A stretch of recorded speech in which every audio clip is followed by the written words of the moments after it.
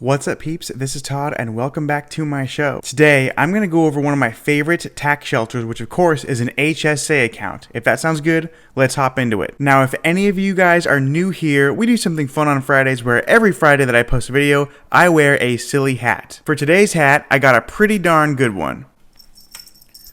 We are going with the court jester with some jingly bells. Now, I'm going to do my darndest to not bobble my head too much in the video so you guys don't hear the jingly sounds. Hopefully the bells aren't super close to the mic. But without further ado, let's get into what exactly an HSA is, how it can benefit you, and whether or not you guys should open one. So an HSA, or health savings account, is similar to a personal savings account, but it can only be used for qualified healthcare expenses. To be eligible, you must be enrolled in a high-deductible health plan. And of course, that HSA does come with some tax advantages. So first things first, a high-deductible health plan is a health plan that has a $1,400 or more deductible. So right off the bat, there are a few cons to that because that deductible is a lot higher than some of the platinum plans that only have a deductible of a couple $100. And for anyone who may not know what a deductible is, that's basically what you have to pay with your health insurance before the insurance will start to kick in. So in order to qualify for an HSA, you do have to have a high deductible health plan. But what an HSA can do is it can help people with a high deductible health plan with some of their out-of-pocket medical expenses. Now, similar to a Roth IRA, the contributions to an HSA generally are not subject to federal income tax, and the gains also grow tax-free. What's even better is any unspent money within that HSA just rolls over to the next year, so it can keep compounding for you. Now, I do want to say right off the bat, an HSA isn't the right plan for everybody. If you are young and in good health, an HSA could be wonderful for you.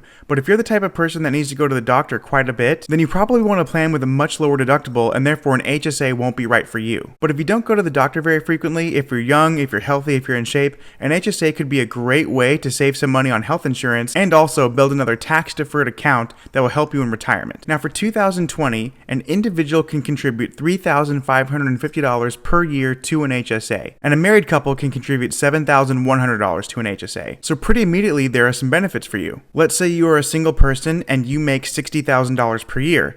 If you contribute $3,550 to your HSA, you can actually deduct that for tax purposes. So instead of paying taxes on $60,000, you're now only going to be paying taxes on $56,450. That's kind of a double benefit because any money that you have in that HSA, you're basically using pre-tax dollars to help pay down your medical expenses or prescriptions. Not to mention, similar to a Roth IRA, those gains grow tax-free. So you can essentially be making a 7% return within your HSA account, paying taxes on none of it. Now, of course, you can make tax-free withdrawals from an HSA for any qualified medical expense. But if you withdraw money before the age of 65 for a non-qualified medical expense or anything that's not a medical expense, then you will be subject to a 20% penalty as well as taxes. Now, after the age of 65, you can make withdrawals for any reason without penalty. So, should you guys contribute to an HSA? Well, number one, if you have a job and you work for an employer and your deductible for your medical plan is already $1,400 or more, then absolutely yes, you should contribute to an HSA. But if you work for a big tech company like Microsoft where your deductible is like $50 or something super low, you probably want to keep that health plan because it's such a great plan and you don't necessarily want to subject yourself to a high deductible health plan just for the sake of getting an HSA. The good news is if you have a Roth 401k,